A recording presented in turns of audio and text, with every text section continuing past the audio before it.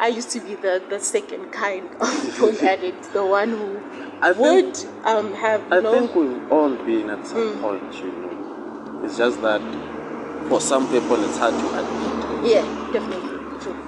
But then I feel like I was like the kind of person that would have sexual relations, but then I didn't really find them satisfying at all. Yeah. I would not get the same pleasure. So I was and I don't know, it kind of made relationships in a sense, I don't know, meaningless, because yes, I know that there are other aspects that I can get from a person, like the emotional side and and all of that stuff, but then for me it was like, actually I still feel like it is.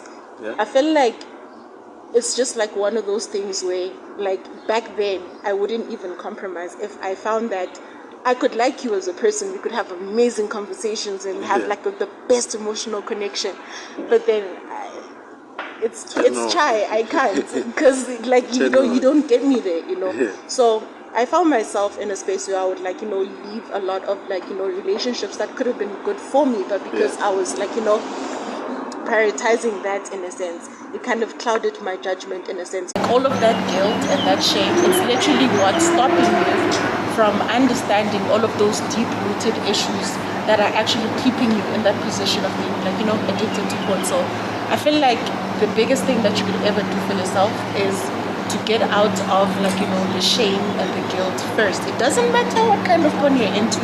It is immaterial. But I feel like that's the first step.